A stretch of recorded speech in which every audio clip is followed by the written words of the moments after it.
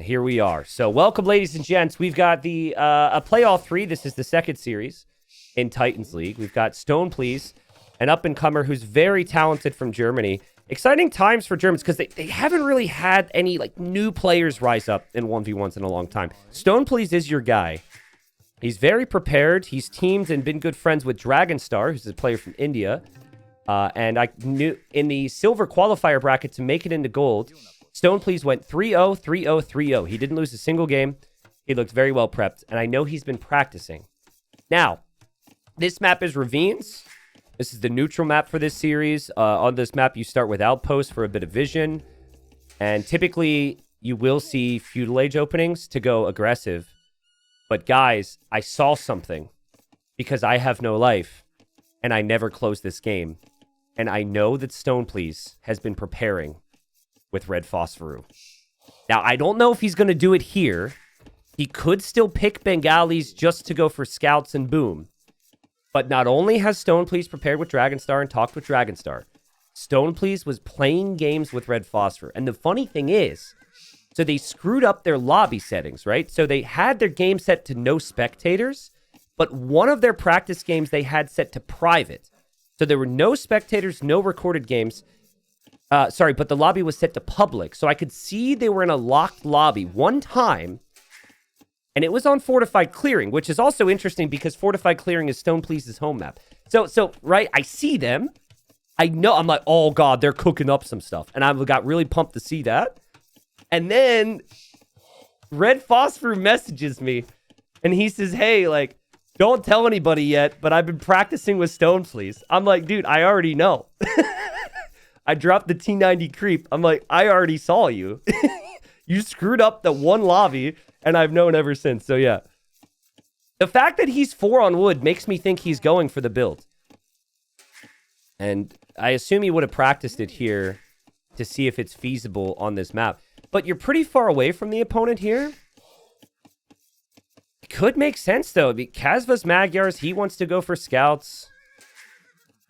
And Kasva is not going to expect StonePlease to do it. Here we go! Because here's the thing about the Phosphorus strats. I've said this a lot. Like, with Phosphorus, he only does that. So he doesn't have the ability to really, like, play other maps quite well. But StonePlease is insane with all types of gameplay on hybrid, land. He's, like, no disrespect to Phosphorus, but he's, like, the true high-level player. And StonePlease figures maybe I have more ability and I can just use the strategy. And I've said many times, I think the best version of Phosphorus strategy is the Bengali builds. Because Rathas are broken. I really think they need to be nerfed. We saw examples of that in more standard games in the Garrison qualifier. And also the additional vills that you get from the Bengali town centers is really helpful here. Typically, Phosphorus goes 23 vills, loom. Here, StonePlease went 22 vills, loom, now another vill, whatever. But yeah, he's doing the build. So I thought he was going to do it only on Fortified Clearing, but he's going to try it here. Now, YouTube's going to miss out on some of the stuff I already talked about, so let me just go back to that. Kasva was in gold last season and survived. Kasva's been a pro for a very long time. And I wasn't exactly sure on what his shape would look like coming into the season, but he did play in our replacement qualifier because we needed one more spot to go to Plat. Winchester ended up winning that, but he took a game from Winchester.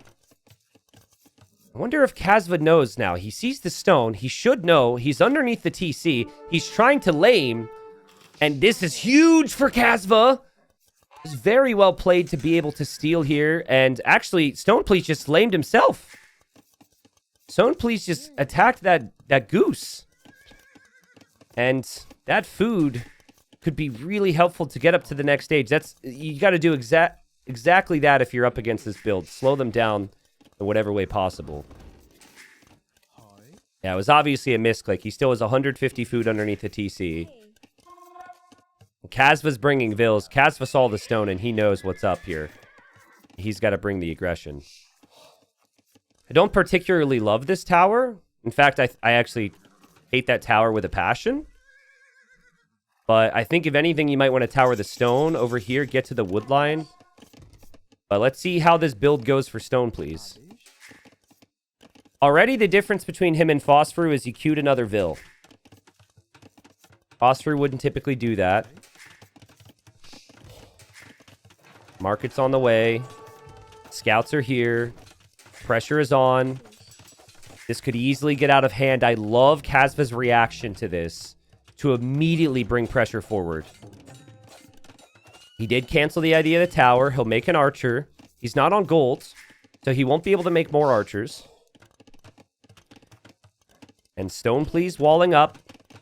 Everything is walled in right now from the scouts. This map is usually just a scout opening map. Was every other time I've seen it. And now StonePlease, in order to get up to Castle Age, needs to sell. He sells. He's up. Okay, so what Phosphor does is he waits till he gets 650 stone, and then he just leaves the stone.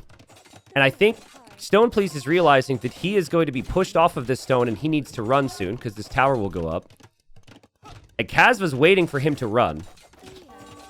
So StonePlease is going to just get as much stone as possible, because the scouts aren't over here. But now you need to run if you're StonePlease. Kasva sees this.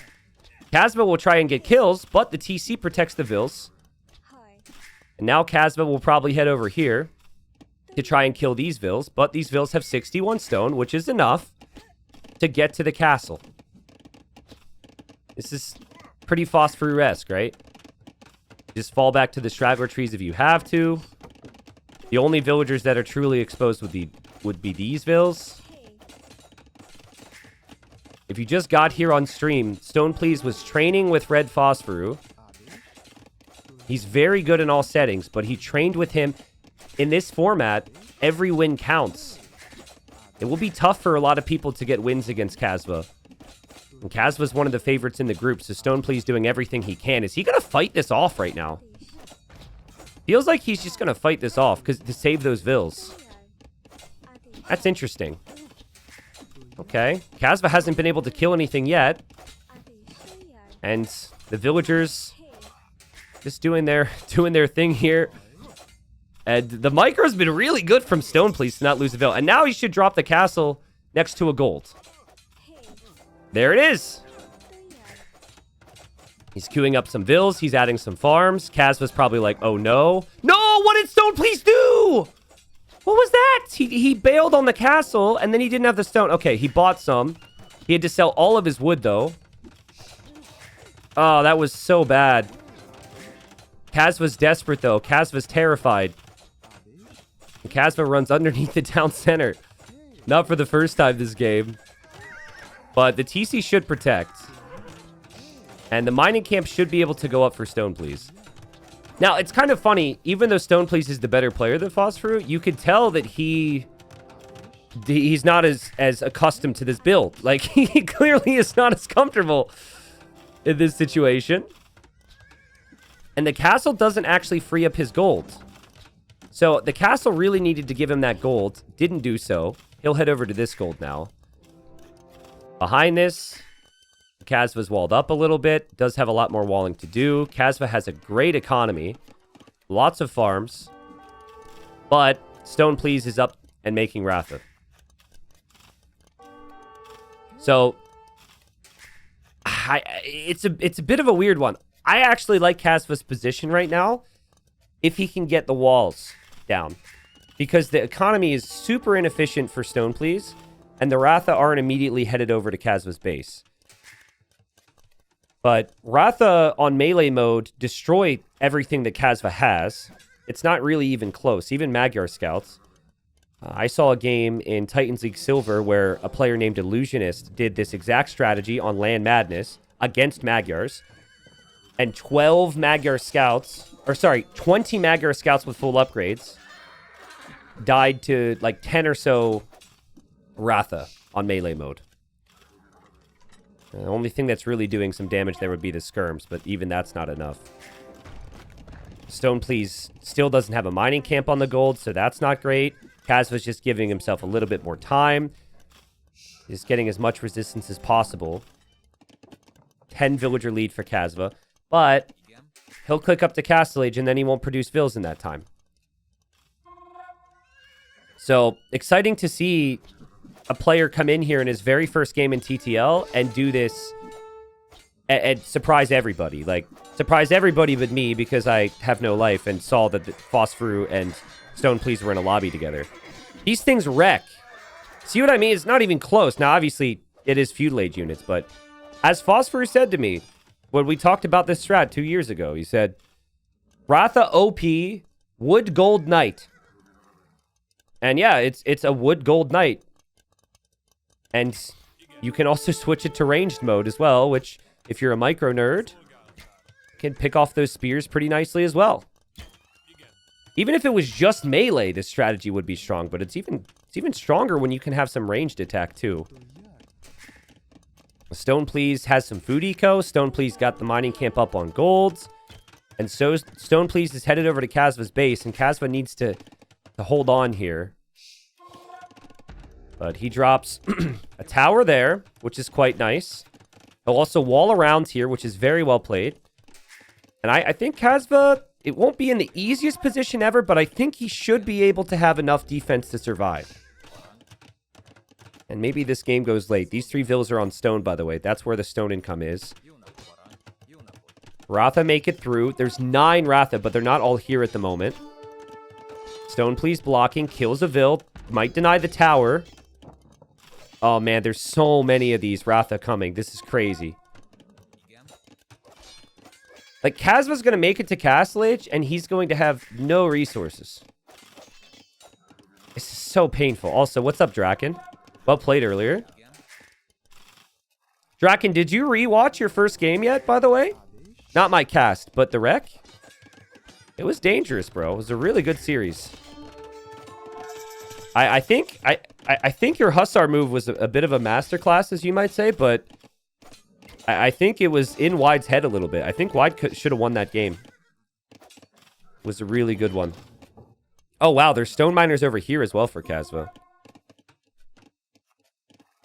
Okay, so 14 Ratha on the field.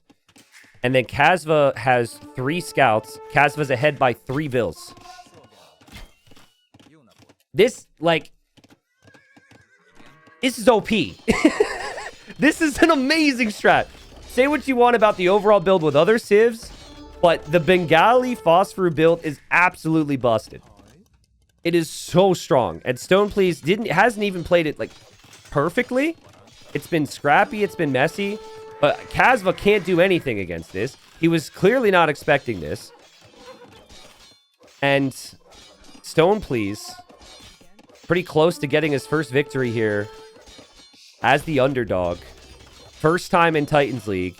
And what a great opening here from him. He drafted Bengalis first. I thought it was for Fortified Clearing.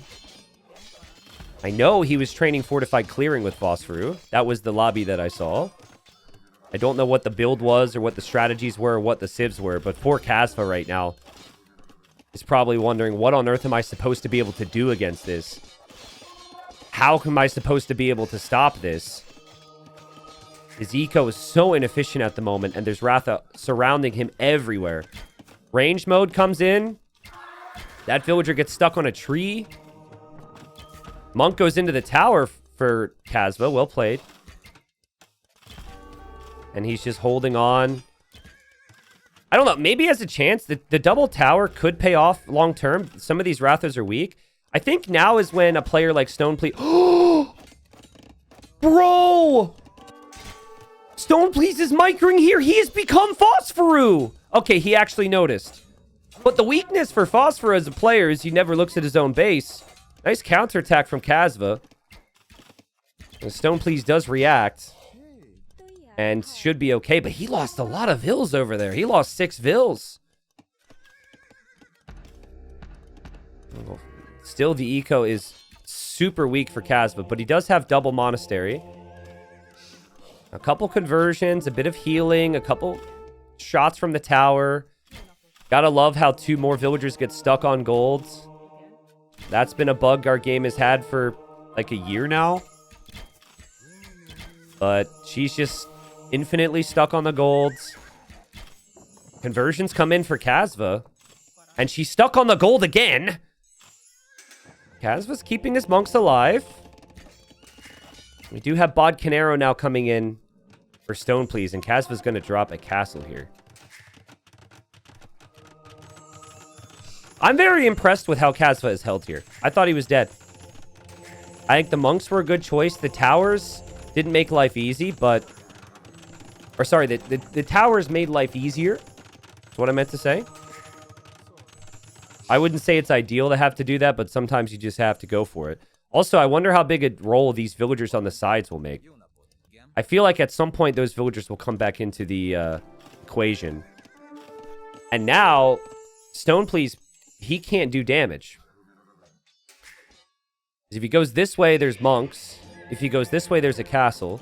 I guess he could still loop around towards the gold tier. But I think StonePlease, recognizing this, is going to plan on booming.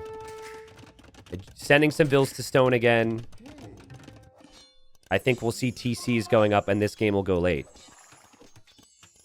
Way later than I thought it would. I thought it would be over. I thought Kasva would be dead. And the Ratha will bust their way through the gate so they can leave. They always have the potential to come back. And still, there's so many of them. Like, they could run underneath this tower at any point in time. It seems pretty hesitant to go through here for some reason. But that's probably just due to the monks. Monastery comes up for StonePlease. Remember, no eco upgrades for him. So now he has to catch up. I wonder if maybe he just wants to go aggressive and build a forward castle here. The fact that he now has 9 on stone makes me think this is not for a second TC. And that he might want a castle directly on this hill. I think StonePlease is waiting, but he'll eventually come back for more. At some point, you'd expect him to dive underneath the TC or past these walls here, but Kasva does have a couple converted Ratha headed over this way. Is it just the players, the maps, or Rathas that are just that strong? It's a combination of things, right? Getting the additional vills on a fast castle is really strong. Nice counterattack from Kasva again. This has been such an important part of this game. The counterattacks from Kasva. But Ratha having melee and ranged mode, and you essentially being able to get that with as good economy as your opponent, when your opponent's in feudal age, is... I guess it's like 3 things, is really, really strong. But I think Rathas on their own have way too much armor for what they do. Arguably too much HP or too much melee attack or something. It's a combination of factors. Like, this wouldn't be near as strong if they didn't get +2 vills out of their TCs, for example. So 5 monks for Kasva, but that's it. Still has these 3 vills here. Still has these 3 vills here. I think we'll see vills come forward from StonePlease now. I think his castle will be on the hill. I don't actually know if you could build it on the downhill here. Sometimes you can, sometimes you can't. I can't really check that as a caster. Just passing from StonePlease. He didn't see those 3 villagers on stone. Now he sees it. But I think Kasva knows he's been spotted. Here come the Magyar Hussars and Knights to defend there. Kasva still has to defend from these Ratha lurking around nonstop. I don't think Kasva knew he was spotted, actually. He was going for a counter raid, so he's also just passing. And here come the vills from StonePlease. He's also going to chop wood directly next to that scout. Kasva has no clue. A scout might kill a villager. So those 3 vills go down. Here comes StonePlease. I mean... There's siege now from Kasva. There's 2 mangonels from Kasva. This knight might not work out. I think StonePlease has been hesitant to attack. He doesn't believe in the Ratha. I really think he could have gone in. And he still could. Oh, man. The mangonel hits him now. He's distracted. He's getting raided from Kasva on the left. What a great hold from Kasva, by the way. He's been making StonePlease work so much here. And now a lot of work needed. The Ratha will definitely kill the monks. They should be able to kill the siege. It should all die for Kasva. And then we should see a castle drop from StonePlease on this town center. Big shots from Kasva. He'll lose it all. All the vills die here for StonePlease. More vills dying here for StonePlease. StonePlease's villagers are here. Kasva wants to drop his own castle. He has no defense. And so I guess you can drop a castle there. And you can drop a castle there if you're StonePlease. Holy crap, dude. I mean, there's castle fire that StonePlease needs to be worried about. There's skirms that StonePlease needs to be worried about. A mangonel's on the way. Kasva's sending the boys. Kasva's going to lose a lot here. But will his castle go up? I can't click the Rathas. There's only 8 Rathas here. Kasva's going to hold. Knights and Magyar Hussar are coming in. Kasva will actually defend this, guys. I think if he denies the castle, he wins the game. The castle's at 90%. The mangonel's on the way. Is it a doubt castle for StonePlease? It is a doubt castle for StonePlease. Holy crap, man. I mean, it was risky from Kasva, but it's just been that type of game where it's going to be messy and you have to commit. And man, oh man, I mean, these vills will die, but this should be good for Kasva now. Also, the fact that he is elite skirm means he has a decent enough option against the Ratha. Well played from Kasva. The thing about Kasva, we've talked a lot about StonePlease and a lot about Phosphor in this cast for, you know, the reasons that we stated. But the thing about Kasva is he thrives in chaos. He's kind of like a lesser MBL. And he loves to field army. He doesn't really have the best economies compared to other players. He just loves to field army. Oh god, here comes StonePlease with vills. He's trying his best to get a couple extra hits here on the castle. It's not going to happen. It's being walled up. There's Magyar Hussar. There's skirms. There's not really any surface area to hit here. And so the labbed out strat, the practice strategy from StonePlease to try and get a win as an underdog does not work. But I cannot help but feel like this should have always been a StonePlease victory. I have watched so many Phosphor games. I'm shocked that he wasn't able to get the job done here. And it's just a weird thing. I think he's just not actually as experienced with it. I don't think he had the faith. Look at the units created here. 57 Ratha. Most created unit was 13 skirms. So I would say what StonePlease probably could have done is one of two things. First off, just dive. There was lots of opportunities for him. He did damage with the Ratha. Then the castle came up on the right, and I think he felt stuck. I still think you could be running in and out underneath these towers. You could be harassing. You don't need to be scared of this. And the other thing is just boom. Once you get the lead, I think dropping TCs and turning this into a standard game could work out. But I want to say salutes to Kasva there, because Kasva's counter raids on multiple woodlines were key to victory here. It made this stressful for StonePlease and made it way more difficult for him. And then also, beautiful play from him with the counter castle there, and to just send it knowing that he needed to deny that. So Kasva gets the win in game number 1. But I'm wondering now if StonePlease will show us standard play, or if, like, every single game he's going to try the fast castle play. That's not really his thing. Dang. You can see how fast StonePlease is. GG. So it's kind of fun to have all this information. So we saw that StonePlease had prepped with Phosphor, tried it in game number 1. But the guy he's typically training with a lot is Dragonstar.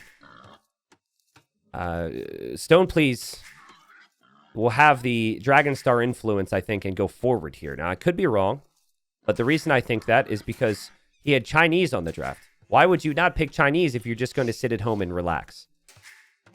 On Acropolis, players start on the massive hills, and then they need to expand to the bigger woodlines, the stones, and the golds. And a lot of players will go to the build their lumber camp on the bigger woodline at the bottom of the hill. So we'll see what Kasva chooses to do. But I would say that he will probably end up doing that. Maybe StonePlease goes for Man-at-Arms, and maybe he tower rushes. Also, maybe there's a little bit of fish in here. Maybe StonePlease thinks it's worth it to fish. I actually tweaked this. We added 2 fish and these shore fish just to see if people would be tempted to try it. It's so exposed, right? But it could be an option with the Japanese in theory. I see a villager headed to the middle. Ah, so this is why he's picked Japanese. to try the dock in the middle. Well, I respect the fact that people are trying new things here. 2 fishing ships in the middle with Japanese could be pretty good. But it does add some complexities to your approach, right? It definitely is more difficult to balance in a feudal age attack on the back of this. All right, first game on Acropolis. We're already seeing the fish being utilized. This actually eliminates the forward approach, in my opinion. It's really hard to go man-at-arm tower if you also have the dock. Later on, the water could be important. There are some golds here, but there's also golds all over the map. So, Kasva will go for the more relaxed scout approach. And this should still be pretty good for Kasva. Especially with Hindustanis, you could break through buildings and walls so quickly with the scouts. So, as I say all the time, with the Hindustanis, you can make extra scouts. And even if your opponent is walled, it still feels fine. With other civs, you're like, oh man, he's walled. Hindustanis just break the walls. Super nice. Also, really good counterplay against good knight civilizations, which Japanese is not really one of, but Hindustanis can kind of deal with any civilization. Detour, what's up? Big Kasva fan, apparently. Thanks for the 28 months. And then, reversing the order there with the numbers, we have 82 months from Trirem. What's up, dude? He says, getting close to 7 years. If only there hadn't been a Facebook break in the middle. Ah, yeah. Yeah, I don't know if you were one that kept the sub when I was streaming here for like an extra, like 8 to 12 months. I know some people did because they wanted to surpass the others in the streak, thinking I'd be back. But Trirem's been around since the very start, guys. Salutes, please. Trirem is also named Tristan, so one of the few Tristans in this community. He's definitely the better Tristan, if I had to guess. Wow, so Kasva's on gold. I think he's opening archers because he's expecting man-at-arms. I also think he's taking the wood at the top because he was expecting man-at-arms and towers. His brain was kind of where mine was before I saw the dock. Kasva is not even thinking about that right now, I'm sure. But 3 fish in the middle for StonePlease. I wouldn't actually mind to see StonePlease go scouts now and then adapt from there. He's trying to push in this deer, and Kasva's like, nope. Not going to let you do that, bro. And StonePlease clicks up. Wow, what a good build. Also, he saved this boar. The berries are also kind of awkward for him. The fact it's on the back is really nice, but it's kind of tough for him to build a perfect mill. You cannot build on this rock terrain. Oh, he also missed his sheep here. That's unfortunate. But you cannot build on the rock terrain, which is rather important aspect. Dude, StonePlease, you have another deer in the back of your base. This is ridiculous. There's no way this is worth it. What if he's in feudal age faster than you and gets a downhill hit? And then he gets to the hill. That's funny. That's funny. I think this is slightly better for StonePlease. They're actually on even ground. According to Capture Age, though, Kasva's being hit a millisecond faster. I think Kasva will lose a scout here. Oh, dude, that's huge. And then he can take the deer. And now Kasva can't scout the dock. He also can't scout the opening. So he might still assume it's man-at-arms. Dang. All right, this could be good for StonePlease. And this is what's exciting about this player. He's more than happy to deviate a little bit and try different things, as you saw in the first game. Well, you even see that in the opening here. But he's also a really good open map Arabia player, so he'll be very comfortable with the scout rush. It's not like he doesn't have the ability. So the sheep's not a big deal, but I think he just forgot about his boar. He can see the boar. And, okay, he's going to get the boar now. He hasn't scouted Kasva at all. Kasva's spearman sees a fishing ship. Which is super funny. Kasva's probably like, huh? Well, that's why he picked Japanese. Okay. I think Kasva might need to get some villagers forward to build a dock on that. And now he reacts. He's on the way. And Kasva's probably like, what gives, man? Wow, so Japanese on Acropolis because we had 2 deep fish. Crazy. He has had more workers. He has benefited from that. He's also invested more into that, but he'll need to invest into defense if he wants to keep his fish alive, and he's not on gold yet. And Kasva has been on gold. And now Kasva needs wood, so he's coming to the middle, but Kasva doesn't know his opponent's going scouts yet. And actually, you can tell Kasva's struggling a little bit. This archer will get picked off by the scouts. This villager from StonePlease. Well, hold on. Let's see, actually. Nice micro from Kasva. StonePlease now sees that his opponent is docked. Kasva quick walls. Kasva's able to get to wood now. A lot is happening. But now we also have skirms from StonePlease. Oh, that's really well played. Really nice timing to save the Vill. Nice work from Kasva to keep his Vills alive, but this build from StonePlease is top tier. He did get his boar, which I think I showed. He'll probably never get those sheep, but he doesn't really need them now. And Kasva didn't make a fire galley. I guess he didn't have the gold for it because he's making so many archers. And it's getting pretty dangerous on land for him right now. See, this is the StonePlease that I was kind of expecting in TTL. Lots of army. Lots of aggression. Pretty good balance to it all. Let's see if Kasva can recover here. It looked really bad for Kasva in the first game. But he was able to turn it around. I would say that since you've already made the dock, making 2 fire galleys is good here. But the value of the fishing ships is kind of gone now. You're not going to see a player fish trap unless they fully take you off of water. So I think what I'd love to see for Kasva is actually a stable. There it is now. You need some scouts on the field. If there's skirms like this, you need scouts. It's just funny to me that Kasva opened archers because he was expecting a man-at-arm forward. But the reason his opponent picked Japanese was actually for the fish. And now, if this, in future weeks, if StonePlease picks Japanese, the opponent will know now if they do any bit of research. This works so much better in the first round. It's the same with Bengalis being picked. It's like you know that he will try this. Those who are watching this right now, you're watching the first series for StonePlease, right? Let's say he gets this win. And then at the end of the whole bracket, he survives or makes to the playoffs because of one more win than someone else. I mean, it all matters so much.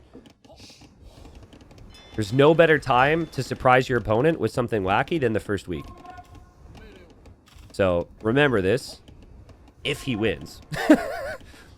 Here he comes with a tower. Oh, man, Kasva. It's just like one thing after another he has to deal with, and he doesn't even see the tower. So he doesn't know that's happening. That's a great tower from StonePlease. Kasva can't counter tower even if he sees it because he placed the defensive tower earlier.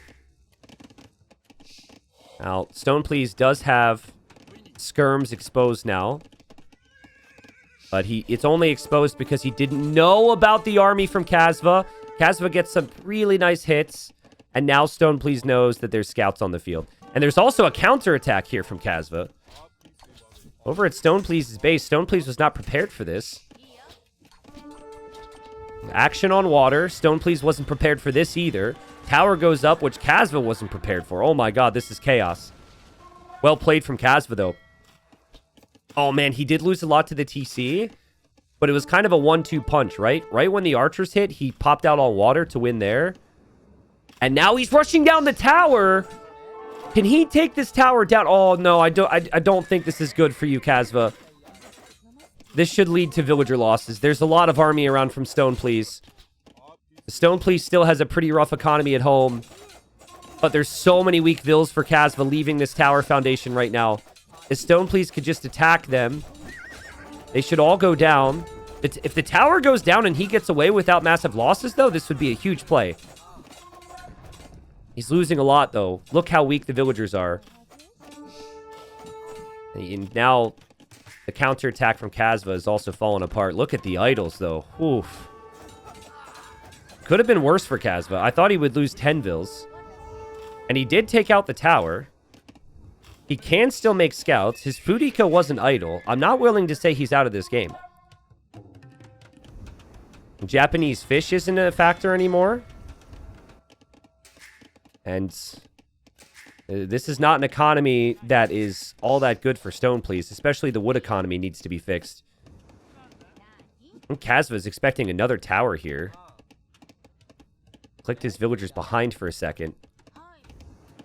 Oh, man. Now Kasva needs defense as well. This is ridiculous. But now StonePlease is going for another tower. But now there's an army here from Kasva. Kasva's food eco has been completely fine behind all this. This is incredibly aggressive. You can see the nerves, man. You can see the nerves. Get the micro there from StonePlease. Keeps his vills alive. And does delete the tower foundation. He didn't lose that. So messy, man. And now the tower will go up. And Kasva never was able to get on the stone. He might think about that now. But maybe that was a missed opportunity for him. We know what Kasva's going to do. It's Kasva. He did it in game 1. He's already done it in game 2. He's going to counterattack. Now, I'm not sure that StonePlease is fully prepared for a counterattack. I think Kasva maybe should consider just taking some of the wood at the top for now. It would make life a whole lot simpler. The StonePlease is going to send the boys and girls underneath the tower as he's getting foraging for his scouts. But there's a lot of scouts from Kasva with the hill plus the tower damage. And I don't think this is good for StonePlease. And Kasva's bringing more vills.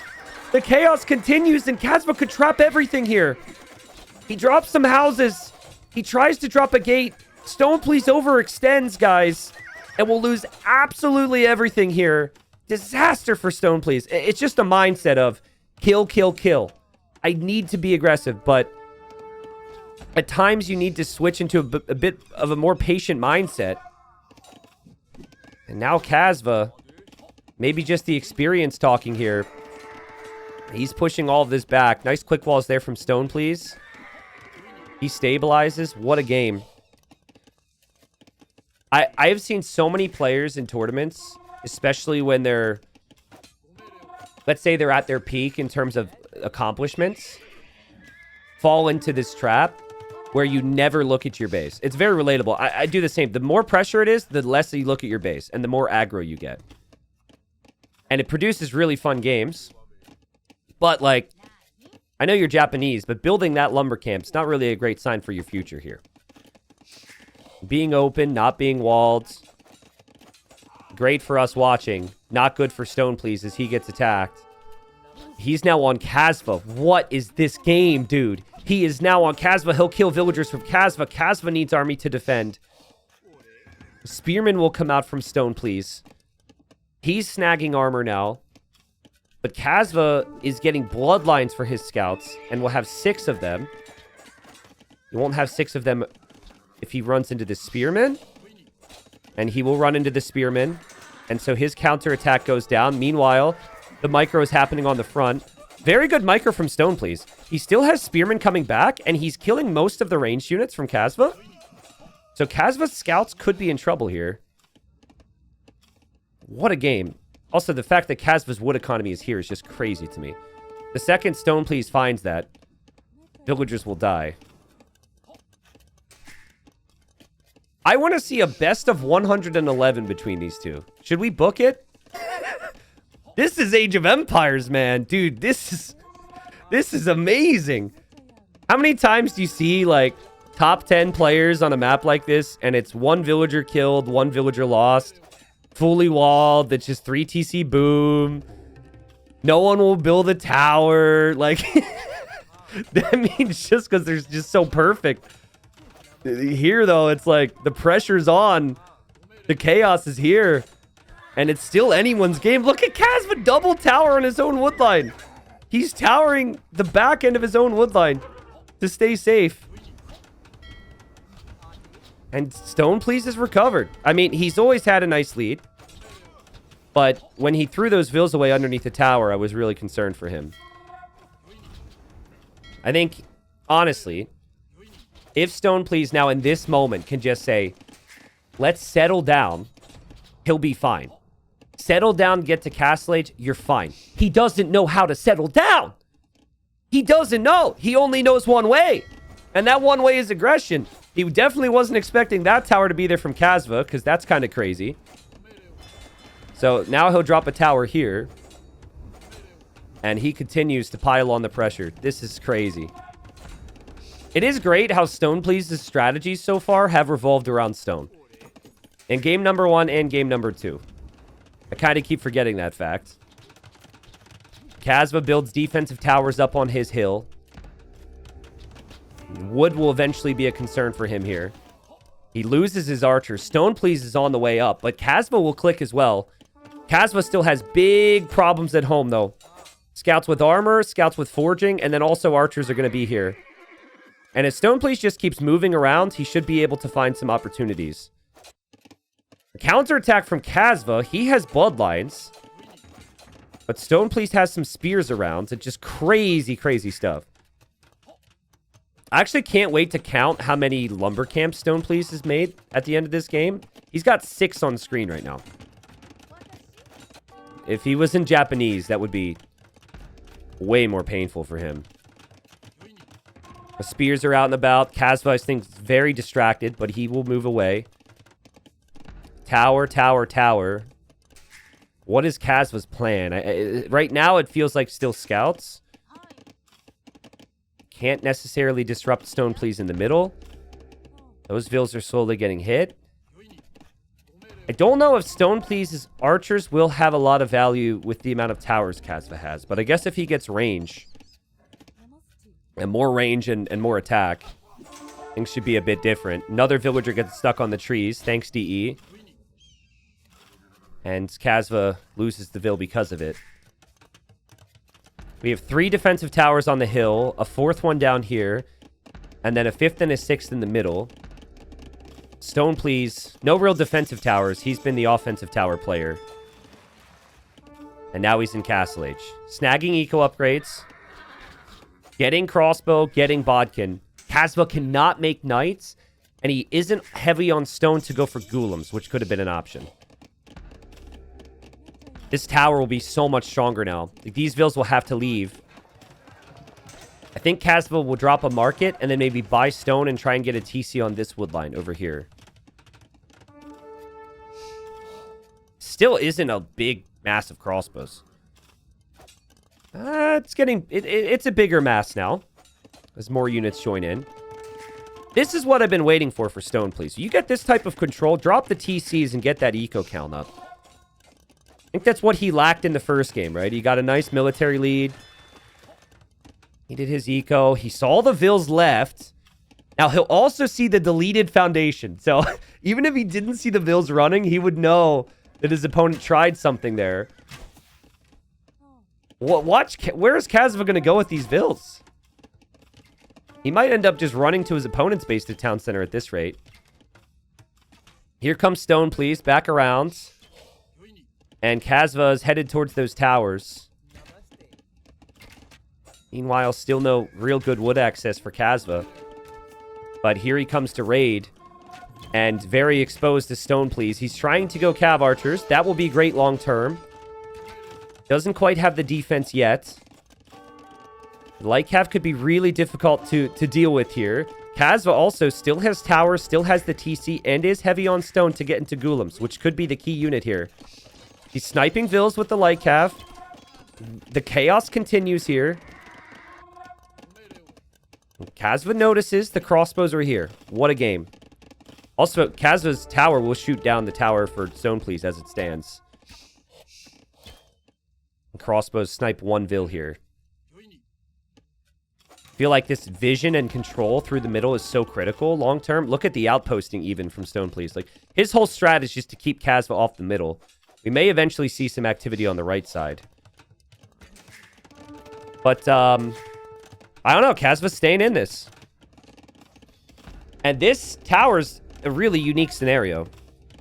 Where Kasva could actually lock down an area. StonePlease notices now. He has bodkin, so if he's garrisoned with vills, it should be better for him.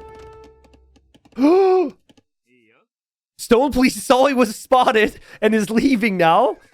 And Kasva, I think, was distracted because StonePlease sniped some vills next to the tower. There's Lightcav running all the way towards this tower, I think, for Kasva, but he can't keep up. Vill count is rising for StonePlease. Army count's insane. He's so fast, dude. He's so fast. It's much easier to realize how quick he is when you have, well, when that's there. But also, when you have multiple armies. The previous game was just that one group of Ratha, right? Look at him. Like, these Cav Archers were moving. It's not like these Cav Archers were just, like, randomly patrolling here. He's actively looking there. And he knows his win condition is to keep his opponent out of the middle area. Crossbow's still moving around here. These Cav Archers get pushed away from the light cap. He'll probably bring in another group to try and deny this TC. And Kasva desperate for the TC now. The crossbows are camping the farms. Kasva still needs army. And 3 town centers behind this for StonePlease. Can he deny this TC now? Ballistics is almost in. No bloodlines for the Cav Archers, though. The Cav Archers will still kill off these light Cav, but the TC's on the way up. And I think the TC should complete for Kasva, barely. Houses everywhere.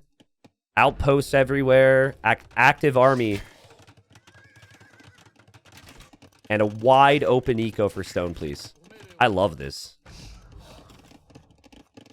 So good.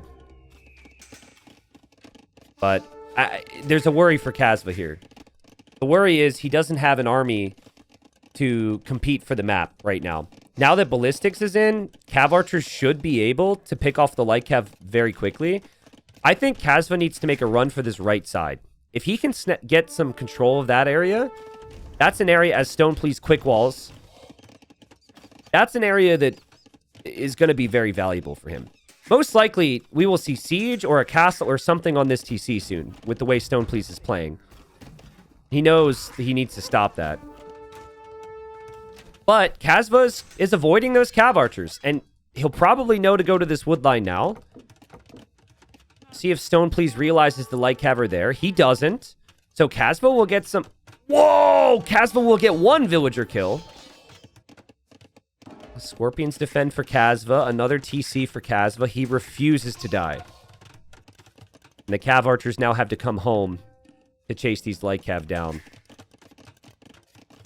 I think a Mangonel could be the undoing for Kasva's Scorpion defense, though. And as we said, Ballistics is already in. So those Cav Archers should be able to hit their shots now like they weren't before. And also StonePlease is not chasing with everything. He's still chasing with enough that this has given Kasva a lot of time to breathe. But Kasva needs a castle or something. Light Cav actually looped the whole way around. And Kasva adds some camels. That's smart thinking. He knew that knights could come out for those scorpions. That's really well played. I think the Mangonels will be the problem, though. And StonePlease lost the game with a Doubt Castle in game 1. I think we see double the amount of vills. He brought like 10. Bring the whole wood line. Bring 20. He can see all this. He didn't see it all, actually. Come on, let's go. Come on, StonePlease. We know he's going to drop a castle. There's no way. This guy's not going to be defensive. Okay, he'll drop another TC. Okay, here we go. It's the first time Kasva's seen Mangonels. That's worrying for him. His army is not strong enough to deal with this. Oof, and he's hoping to dive. Okay, here come the vills. He's bringing 8 vills again? Okay, he's bringing a few more.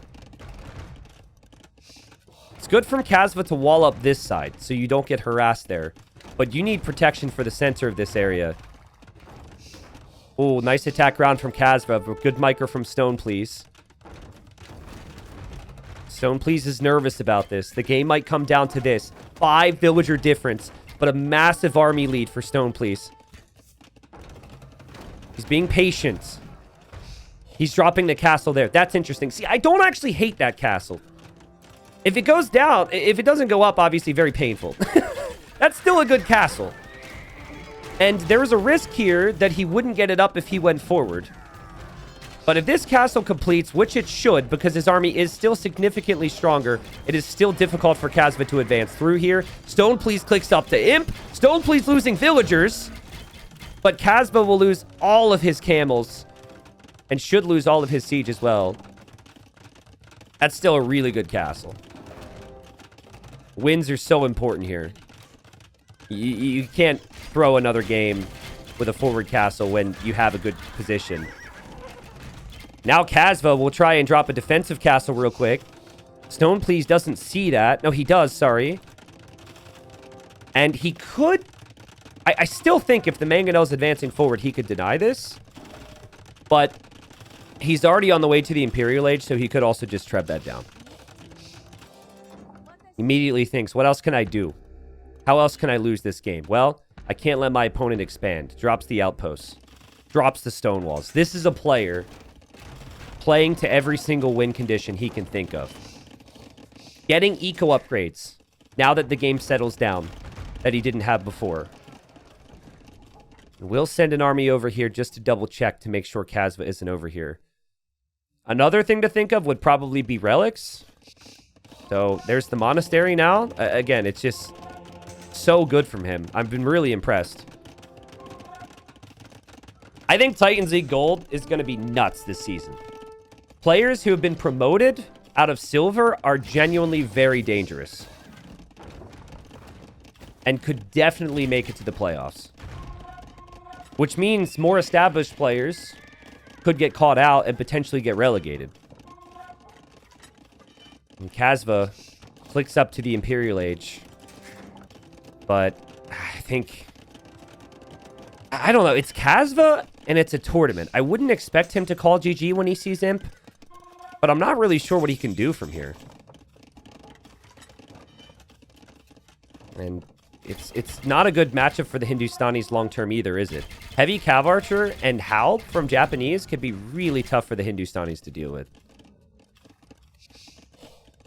And Blech in chat says, yes, because they don't play the typical high elo play. They have their own ideas. I mean, I would disagree. The majority of players who make gold, they're going to play high elo play, right? Like, there is the meta for a reason.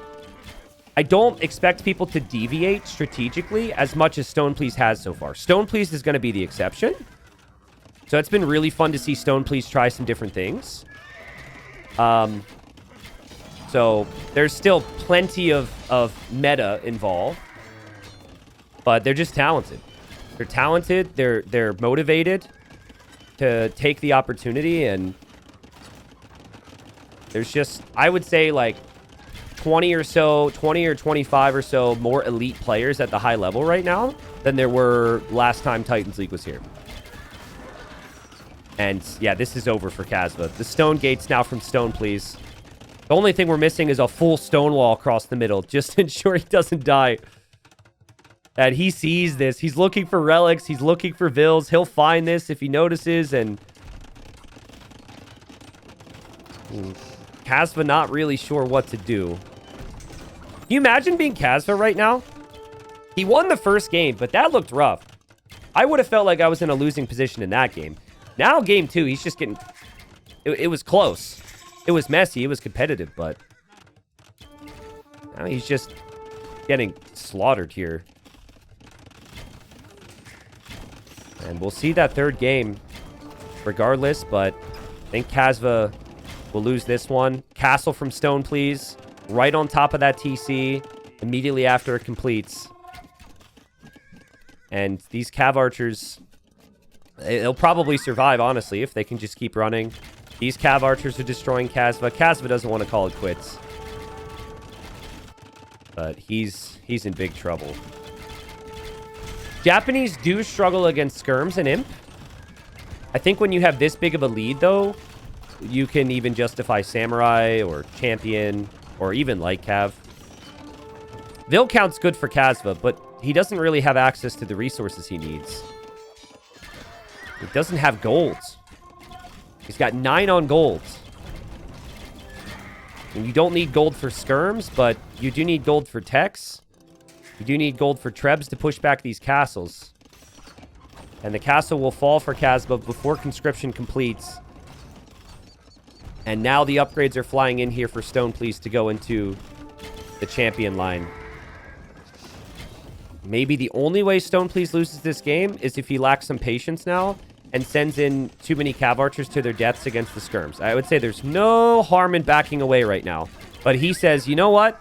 Why do that when I can just micro in front of my Cav Archers like a madman?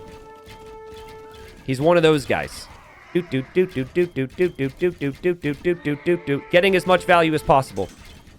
And he'll win the fight. He will remain there. He will take out this town center. And 50 villagers are there for the taking now. And Kasva said, I want to make this as difficult for T90 to cast as possible. So let's try and... let's play on long enough where T90 has to find new and creative ways to say I'm dead. Well played there from StonePlease. Again, it's tourney mode for them. Maximum focus. No harm in playing on. StonePlease is good, dude. This guy is good. He was the only player to get promoted out of Silver who was undefeated. He went 3-0, 3-0 at 3-0. Was on paper the underdog in 2 of those sets as well. And he was the underdog coming into this. And scores 1-1. Sick. So now, the final map is on StonePlease's home map, by the way, which is a bit weird, right? So he lost the first game, and then he chose to play game 2 on Kasva's home map, Acropolis.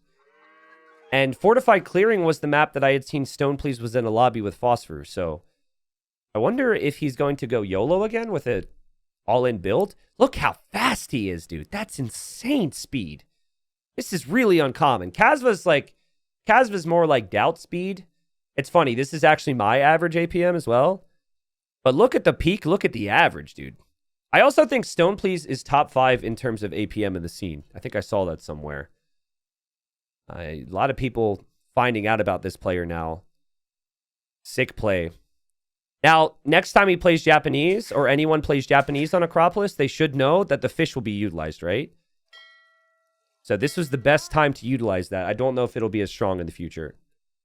All right, game number 3. Again, every single game matters. It's always a play all 3. Really helpful when you're VOD watching, I guess, so there's no spoilers. And this seems like a big one here. A player who loses this will put more pressure on himself to get wins in future games. We've got Fortified Clearing. This is StonePlease's home map. And Kasva, he's playing as the Malay. And then we have the Burgundians for StonePlease. I would say both of these civs are top 5 on this map. Malay advancing up through the ages quickly. Great timings. Burgundians, they're a lot slower, but they have the earlier eco upgrades. So I think Burgundians, they're going to want to utilize the outsides on this map. That's the difference between this and Arena. Malay, they don't have the same mobility. So I think Kasva will try and go aggressive towards the middle, where all the stones and golds and relics are. There are 4 relics on the outside. Looks like there's 2 closer to Kasva in this corner, 2 closer to StonePlease in this corner, and then obviously there's stone and gold out there too. But if one player were to wall the outside, I would expect this to be Kasva. What is this build from StonePlease? Hold up. 1 on wood. There's no way he goes 1 on wood and also gets bit axe, right? Okay, so he's getting bit axe. He will need 25 wood for a house. Okay, I mean, honestly, he should still have the house timing. It's an interesting build.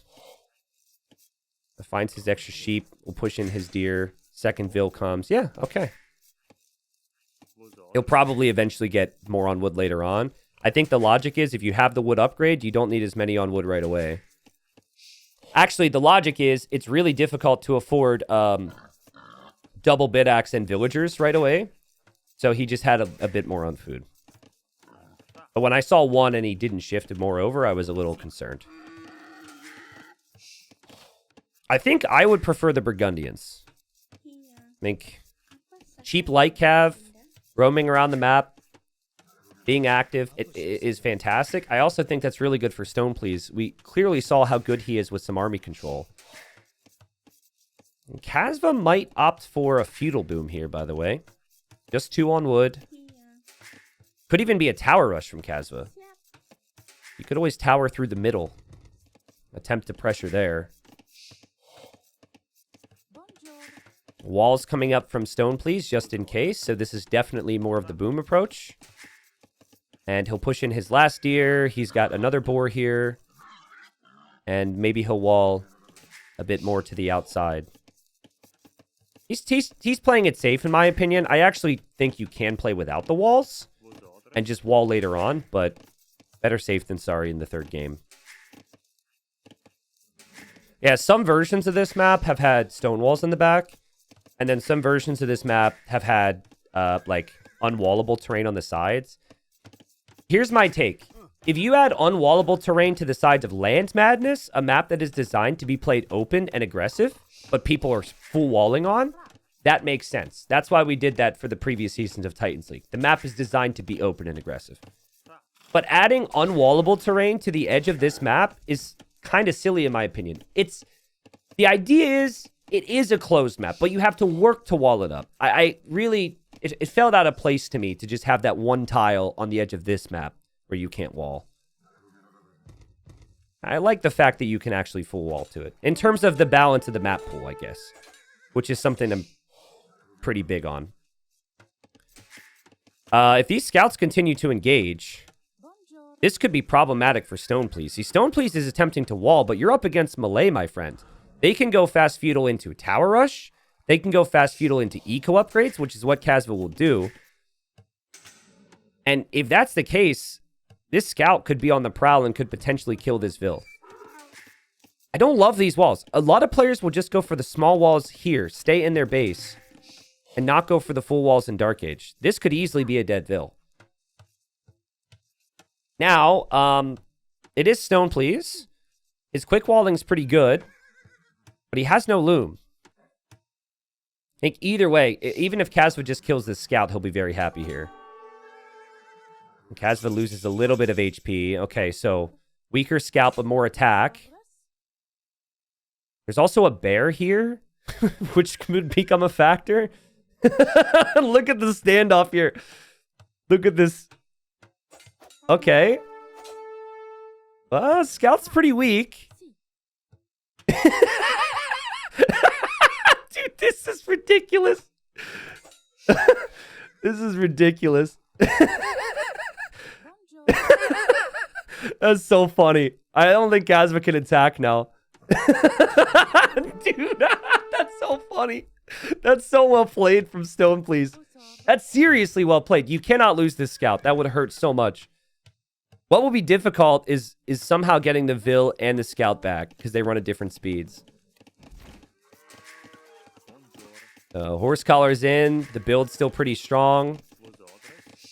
He did have one villager walling the last half of Dark Age here, so it's been a while since I've tried this on this map. I would always go 26 plus 2 when I would go without the big walls. So he's going 27 pop plus 2 with the big walls. That's probably good. I think he might struggle to afford it, though. As you can see, he doesn't necessarily have the res to go for the barracks build, I think. He will need to use a market. So Kasva, he'll drop a barracks now, which is interesting. It's a very early barracks, if you ask me. And Kasva's scout is actually trapped in here. Almost looks like he's hiding it. Do they see each other? Oh, what? They can't see each other. But full walls on the outside for StonePlease just in case pressure comes in. Yeah, he'll add more Vils than you would typically want with the fast castle builds here. I think he will go market to buy and sell some res. We'll see. Burgundians are strong, but it's actually kind of a tricky build, what he did when you wall this much. A lot of villager time invested into that. Blacksmith on the outside. There's the stable. Okay, I was wrong. Still could maybe toss in another farm here. Needs a few more Vils anyways because he'll wait for the gold and he'll click up. Kasva walling the outside. He'll wall and build a gate on both sides so he can easily pass. And now Kasva has spearmen running through the middle. So just one spear. I'm not in love with Kasva's builds here. I would have personally wanted 3 more farms before adding the barracks. Because even though you're melee, you still need to compete with the castle each time. But I think there was some concern that he would get all-in pushed because of how StonePlease is played. So I think this information is valuable to him. And StonePlease found the scout hiding. The scout is now down for Kasva. That's a really good find. He must have been confused. He was like, where is he? I walled him in, right? And he checked everywhere and then checked that one little spot there. That's a really good save. A lot of people lose a Vil and or their scout to the fast feudal in that scenario. That's really well played from StonePlease. Guys, thanks again for all the support and excitement around Titans League so far. It means a lot.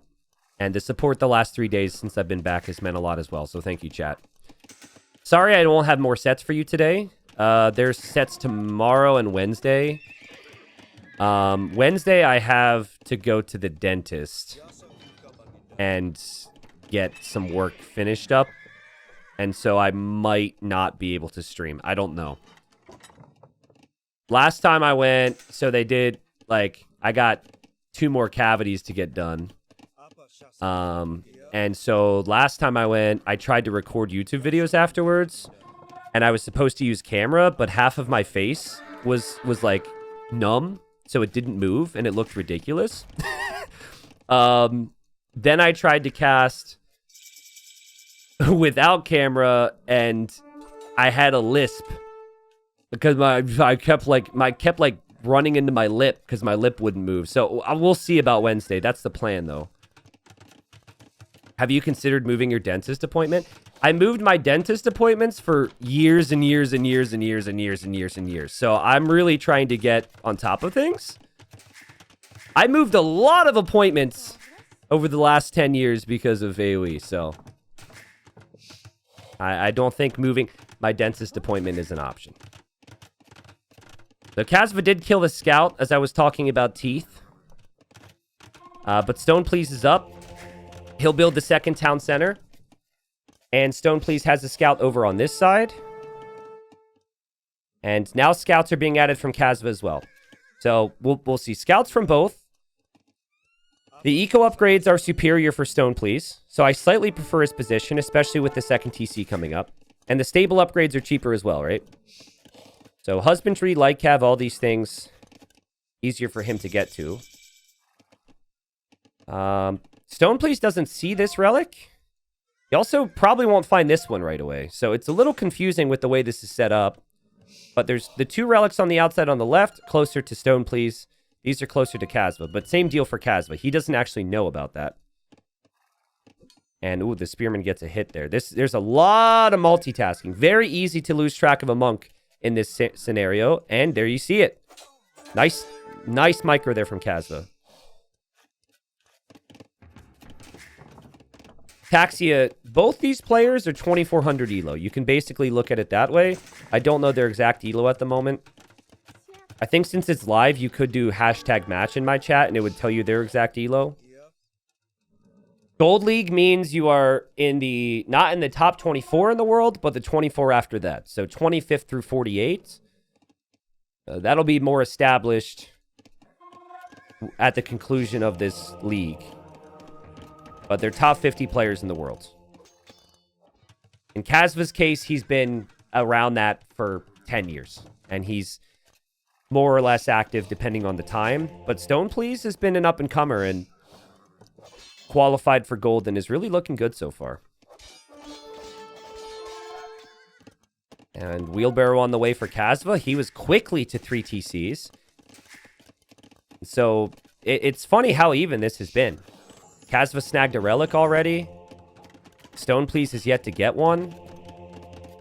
I like being active on the outside. That can have eventual payoff, but the middle is everything on this map. Because if you get even just pushed here, who cares if you get the relics from the outside? You could die. So I think heavy light cav and spear production in the middle makes sense. I love the amount of spears that Kasva has right now. Especially with melee because you get the extra armor.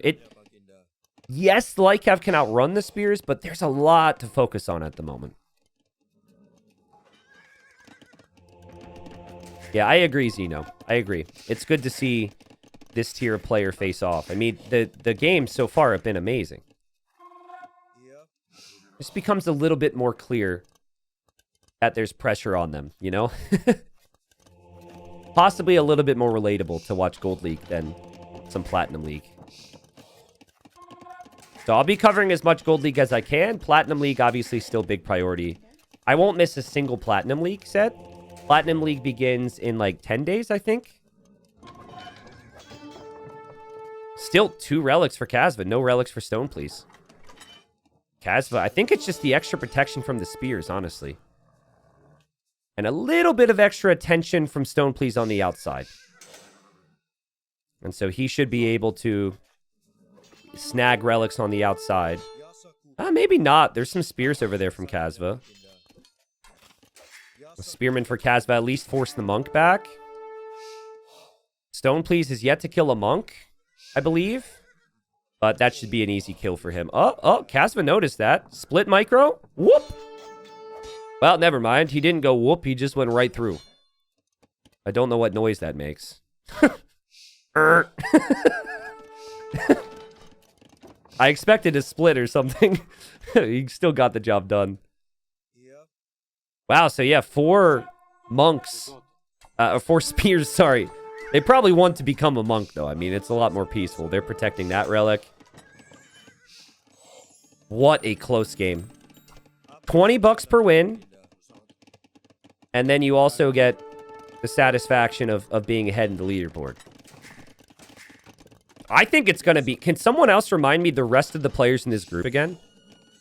I think this group is the group I said was the group of death.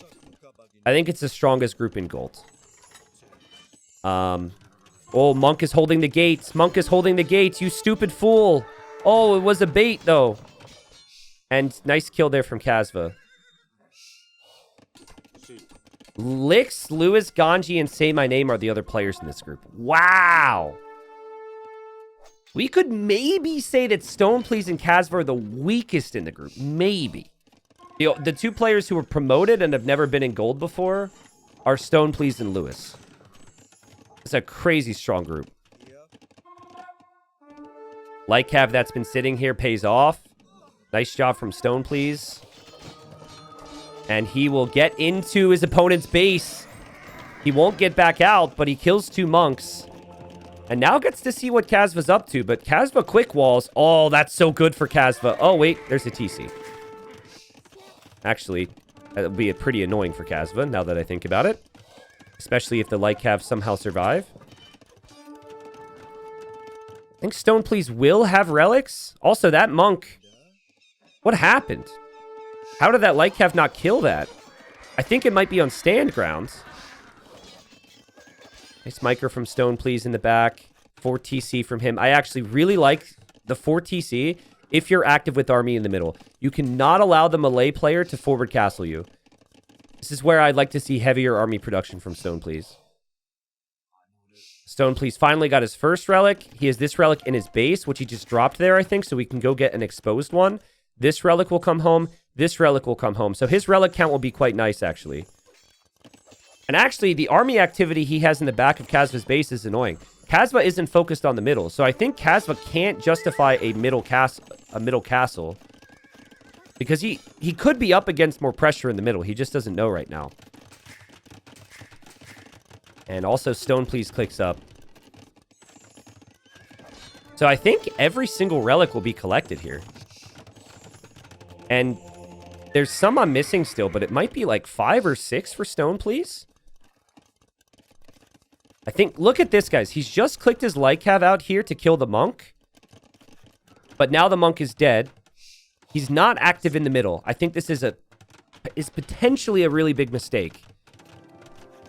Really need to be active in the middle against the melee. This is where the melee shine. Early imp, fast imp, early trebs. But the Burgundians shine if they survive that. Smart move from Kasva, running this way, walling this up. He does not want the outside to be a factor in this matchup. And Kasva will be an imp 30 seconds behind his opponent here. StonePlease will drop a castle. So he spotted that castle. Will drop his own. Clearly, the plan here is bombard cannons and trebs. And we'll see archer ranges dropped for hand cannons, I believe. His opponent's added a lot of spears now and gone into pikemen for any stable units. So this becomes less about stable units for now for the Burgundian player. Except for maybe on the sides. On the sides, that could still be valuable. Can a Treb sit inside of StonePlease's walls and range that castle, guys? I think it can, which is pretty wild. If Kasva just sat his castle back a little bit further, StonePlease would have to leave his walls to Treb that down. That's crazy. That's really good for StonePlease, actually. Can you imagine? Because then Kasva could still Treb that castle, but Kasva couldn't be Trebbed. When the level's this high and things are this close, this is what it can come down to. There are the ranges for StonePlease. There's chemistry, but there's the walls from Kasva. That's so important. Both sides. Those are also very forward walls. So if a wall starts to get attacked, he has the time to make another layer behind. Also blocks off this stone, has vision on this gold. It's 5 relics for StonePlease. Who I'm noticing doesn't actually have a ton on gold right now. But he can easily fix that. And he needs to be making bombard cannons from that siege workshop. This is very well structured. Double siege workshop. 6 ranges. Great eco upgrades. Oh my! He saw the wall! And so he made a gate in the middle of his opponent's wall. What a spot. What a play from StonePlease. Again, using the stone to change the game. And he says, don't mind if I do. Oh, God. Now you have to delete the gate. No! No! What a play from Kasva. Clip it. Please clip that moment. That was crazy, dude. Oh, man. There's so many other things happening, but that wall will be very important. Could change the game. Kasva's actually trebbing the siege workshop to prevent bombard cannons, I think. But the bombard cannons are out already, and StonePlease is pushing middle big time. The StonePlease will actually need stone, because he does not have access to as much on the outside. And Kasva will make another layer of wall, and StonePlease will do the same. I mean, I think it's kind of okay for StonePlease to just wall the outside, because you're starting to push the middle pretty heavily right now. But let's see if he can keep his trebs alive. Bombard cannons out from Kasva. What a job from Kasva to not even allow StonePlease the opportunity to go to the outside. Kasva snipes a treb. The hand cannons are here. This is so intense.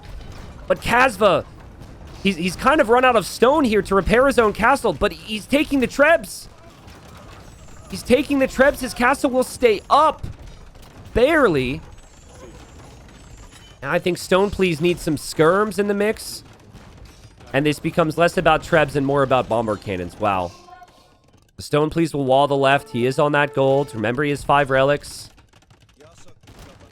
Kasva, it doesn't have Bracer yet. But he needs to get that, and he probably needs skirms. This is a really tricky army to deal with right now.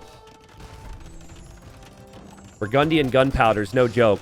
I think Kasva going Halb is probably just from what he was up against before. But it isn't the right call in this scenario. Kasva's bombard cannons getting sniped. But the castle still stands for him. And now he gets a snipe. Crazy. Treb goes down now. It feels like whoever wins the middle wins this game, right? StonePlease does not have as much on gold as Kasva, and he only has that one castle. Castle could be really valuable, really important. Kasva snagged Bracer now. So his ranged units have Bracer. Bracer's on the way for StonePlease.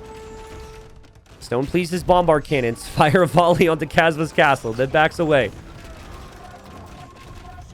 It's got to be full skirms for StonePlease. The hand cannons are a bit of an expensive investment now.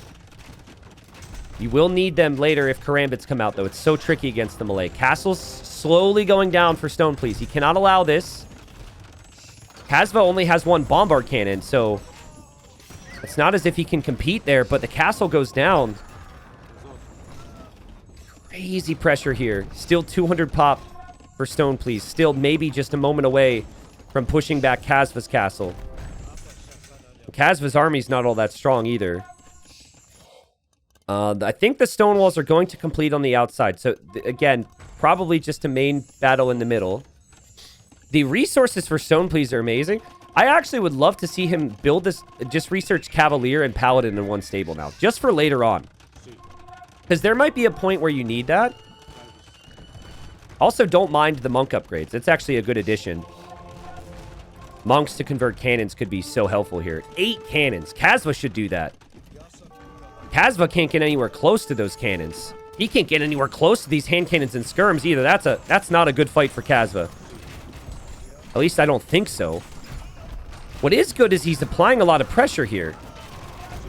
He sniped some of the bombard cannons. That was an expensive loss. Now the relics aren't there for StonePlease. But these trebs, man, are so exposed for Kasva. Has Kasva completely given up on bombard cannons? Yikes. Kasva castles the left, so he will pressure there soon.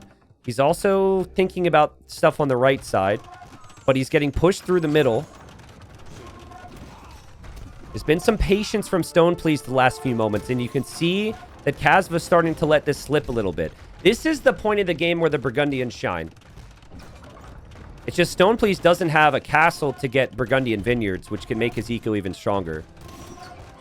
You see what I mean, though? With these resources, I think you could have Paladin prepped. We'll see if he thinks of it. He did get cav upgrades, but there's a lot of micro that needs to happen here. What would you do as the melee here? Go Karambits? Well, it's hard to do that when your only castle will be on the left. Halb Skirm can do it, but you need your buildings. It feels like Kasva's completely falling apart here. And oh no, his trebs as well. His trebs are so exposed. He'll make a lot of skirms, but he's being out-skirmed at the moment. Barracks from StonePlease. Did reclaim some of his relics. The castle's in the back of his base. Probably just for upgrades. And oh, man. Kasva will lose his trebs now. You could tell Kasva's fixing his eco behind all this. He's clearly focused on a couple other things. He's getting elite Karambit out of this castle. But he didn't attack the walls, so I don't know if he'll be through there at all. He just has no answer to bombard cannons. The best thing he could really do is make bombard cannons of his own. Or the Karambits. Look at these shots, though, dude. Both players losing skirmisher after skirmisher after skirmisher to bombard cannons. Remember, though, StonePlease also has redemption. So he can convert the enemy bombard cannons, and that could be an option for Kasva to think about. Oh, man, but Kasva's losing even more! And finally, I've kind of been waiting for this, because it feels like StonePlease is in the driver's seat. Finally, StonePlease takes the score lead here. StonePlease has that perfect arena ratio. It might even be overkill with 10 bombard cannons, but this has been really good play in early imp. To hold from the melee is not easy. It was good patience when he needed it. Things looked awkward after he lost his castle and he lost his relics. But it almost looks like he can't be stopped now. He'll start to spam Hussars into the middle. Snagging upgrades he didn't have before.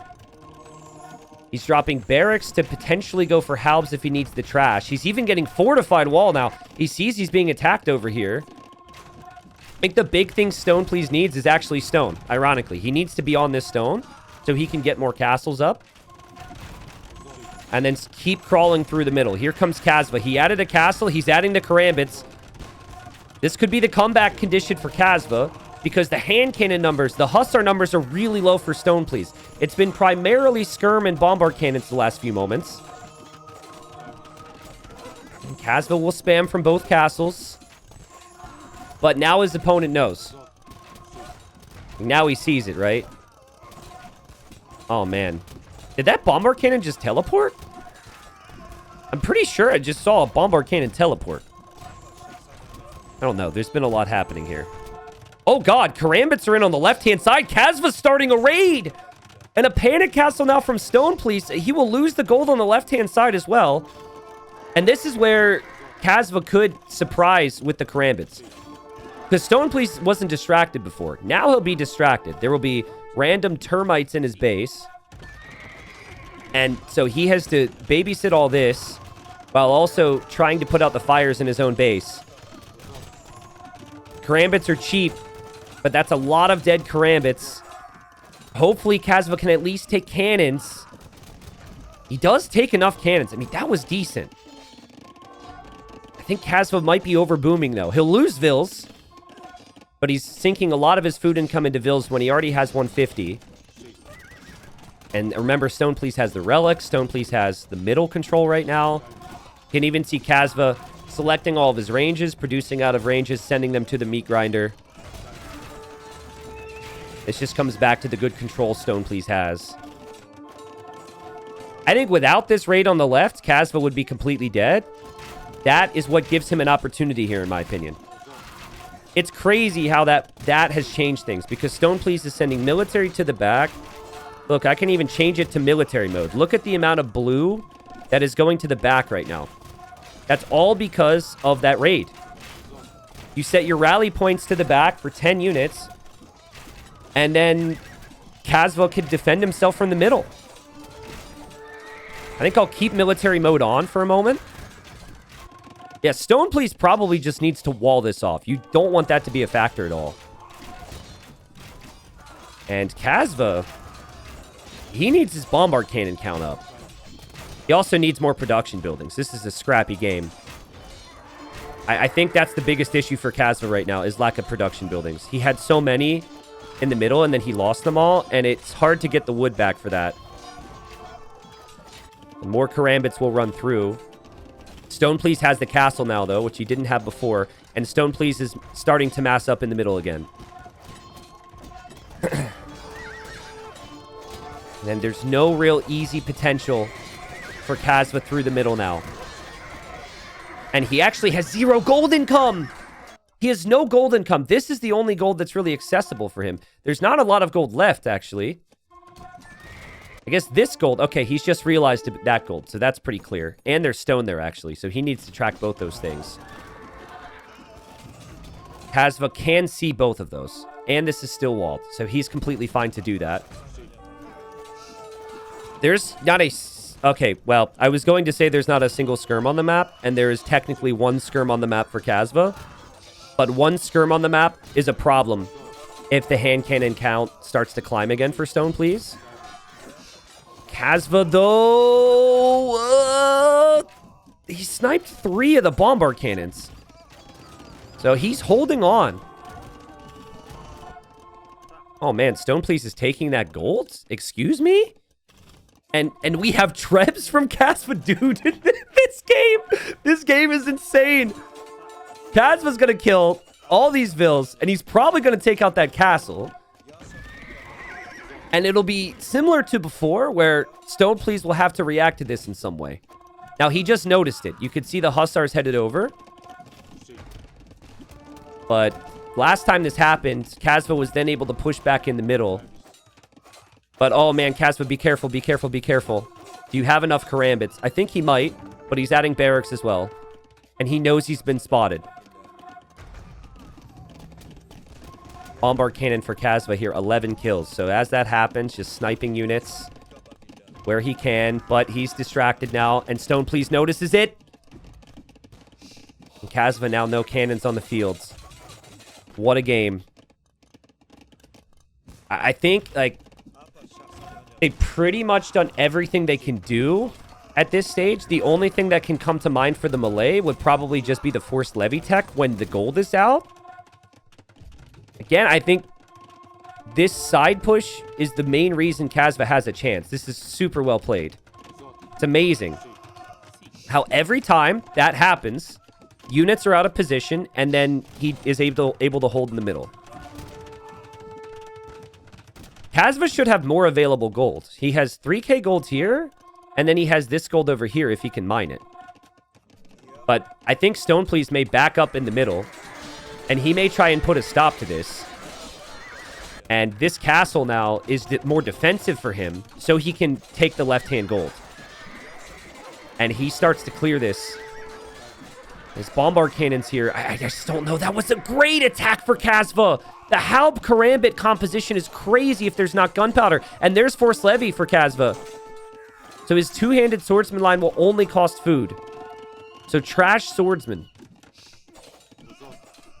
It's the hand cannons that win fights for StonePlease right now. He needs the gunpowder on the left. But Kasva's just being so stubborn. I would really love to see Kasva get some vills on this gold, just to mine it while he can. Man, what a game. What a game. Now StonePlease pushing the middle again. It's hard to have such slow, expensive armies on both sides, isn't it? Yep. It's just like immediately, because his attention is split, Kasva sniped him. I like that from Kasva. I think if Kasva was taking this gold, I'd really like his position right now. Now is Kasva distracted because he's pushing? Seems like he notices. His bombard cannons survive. No rams or anything on this side for StonePlease. And uh-oh, Kasva. Be careful, my friend. Be careful. He notices.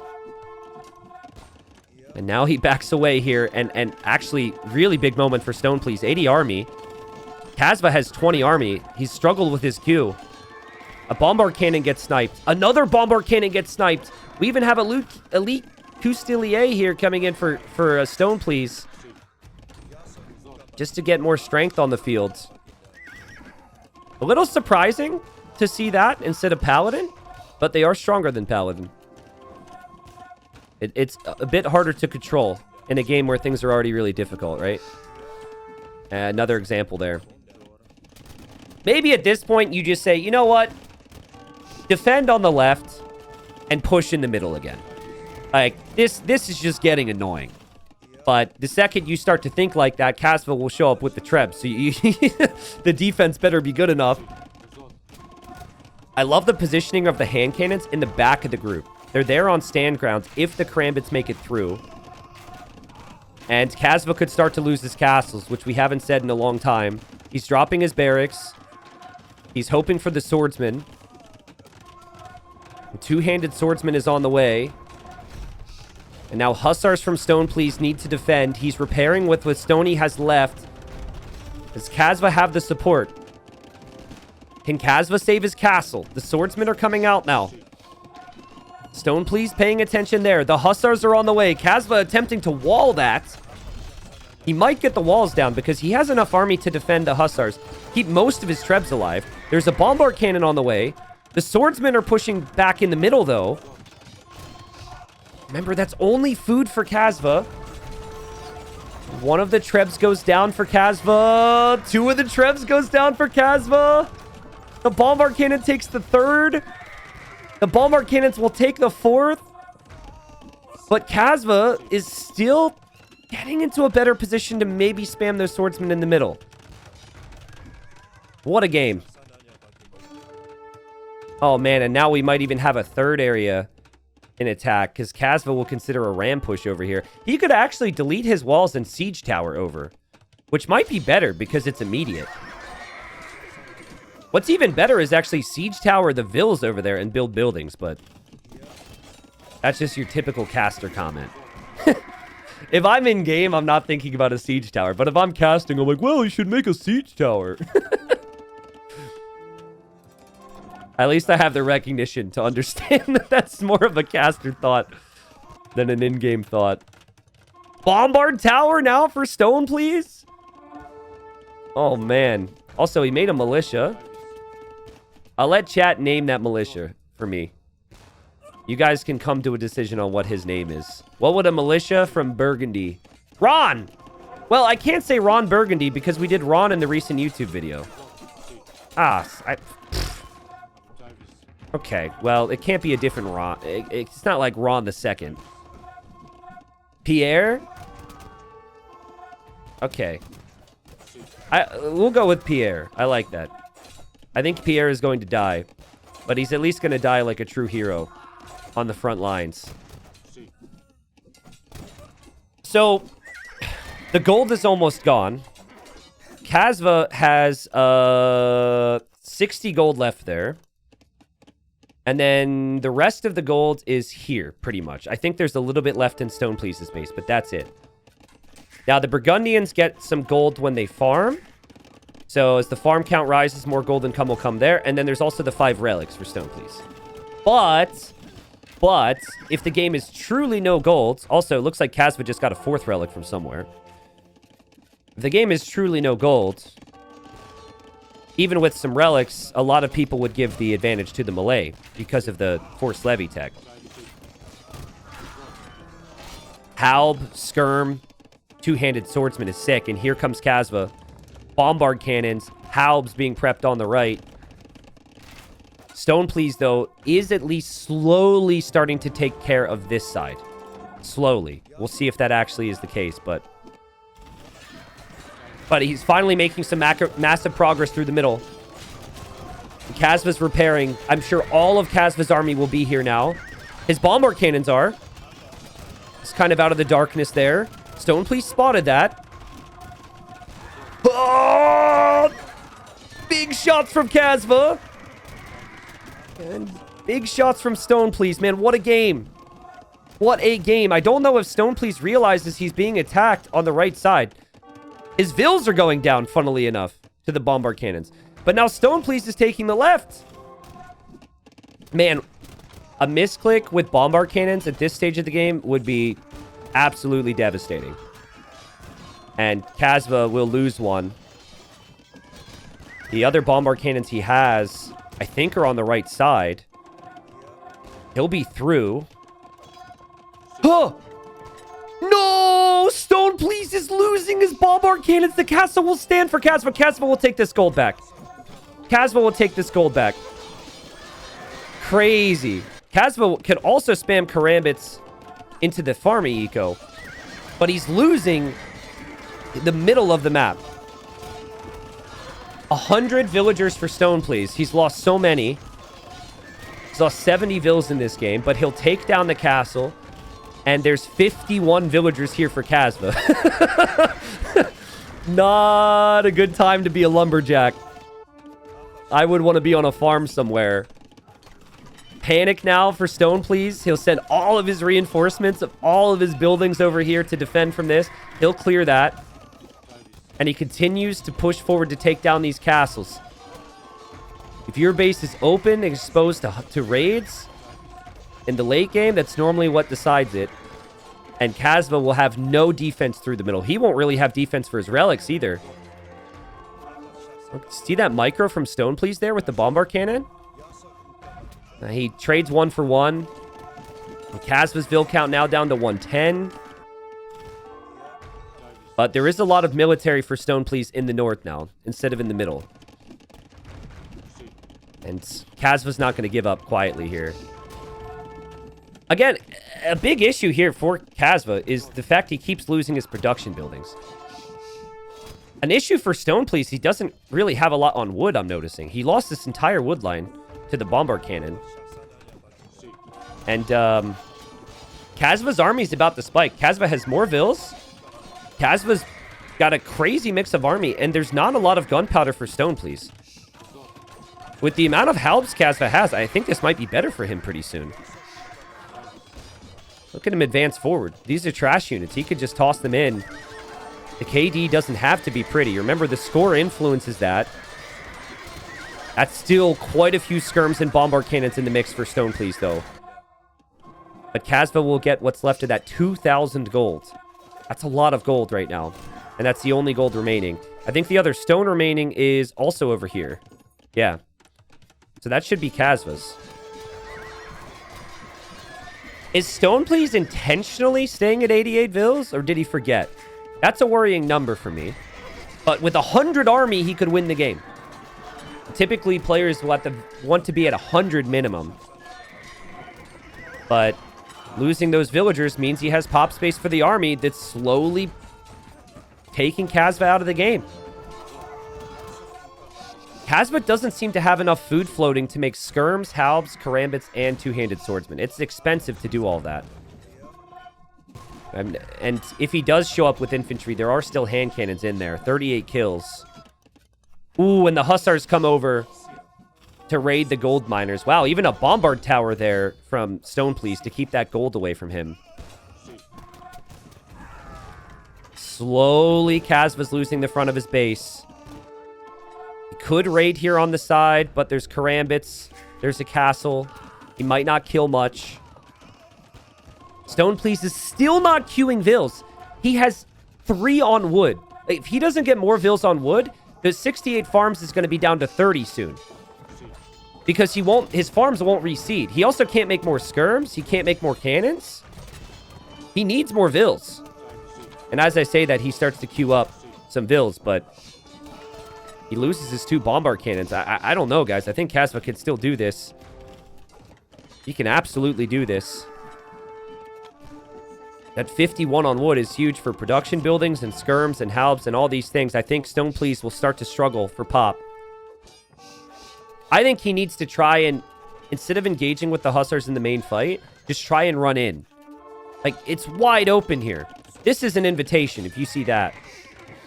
Just run in with hussars, dude. Treat hussars like the trash that they are. It sounded a little mean.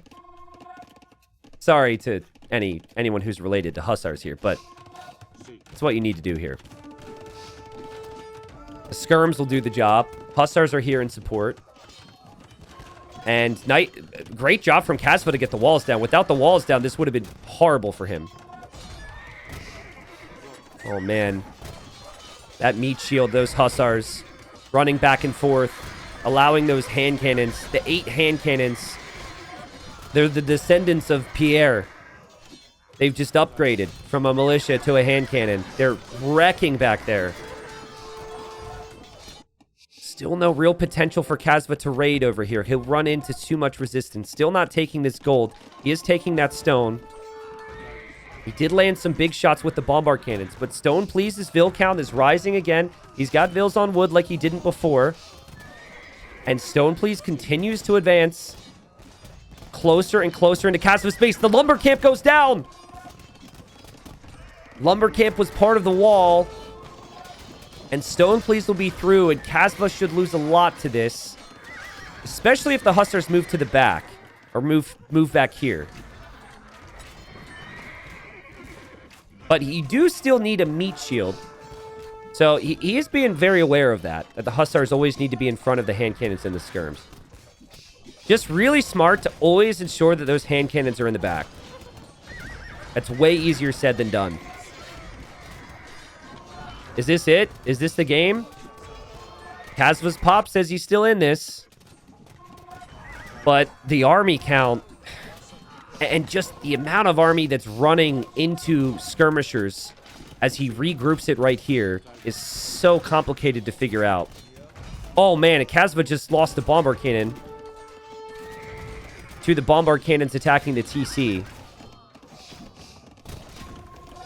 Got 61 on food right now for StonePlease. Look at him. Can he range that Treb from the other side of the wood line here?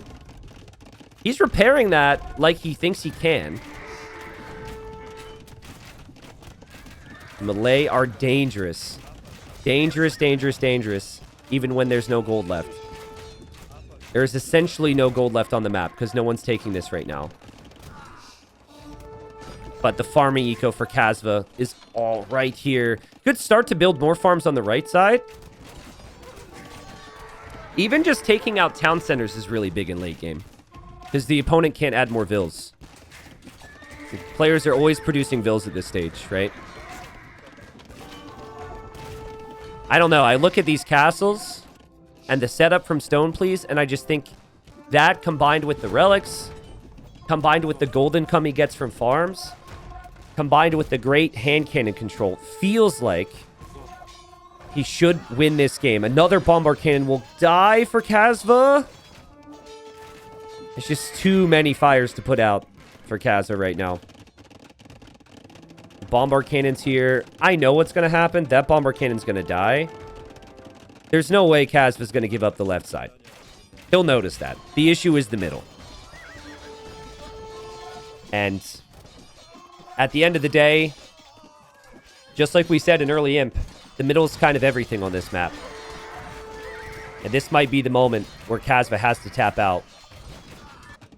Karambits will be over, I'm sure, from Kasva. I thought it would be to snipe the bombard cannons. Maybe not. He's lost 140 Vils. He's so much eco exposed. And his relics are now gone. Sacrifices skirms. This is maybe something he could have tried a bit earlier. Diving in to snipe the cannons there. Oh, man. Actually, Kasva has not noticed this. No, he just did, as we noticed it. And he might lose the castle before he can do anything about it. So StonePlease ejects the relics. And also, he could maybe take what's left of the gold on the left-hand side. There's skirms here. The bombard cannons back up. Well, maybe they don't. But the Trebs won't be killed as well. I don't think Kasva has enough. And Kasva is pushing back in the middle, though. Still is 60 on food. Can get his relics again.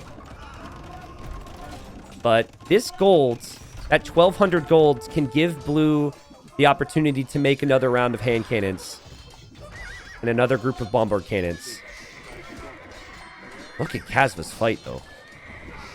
I have not seen Kasva's pop drop below 160, which is crazy, considering. He's still in this. Most of his farming eco's over here now. He's not exposed with Vils here. He's even going to wall here, so StonePlease can't continue to follow through and raid him.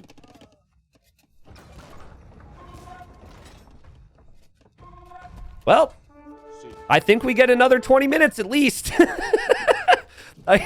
Every time I think this game is going to go for StonePlease, Kasva refuses to die, so...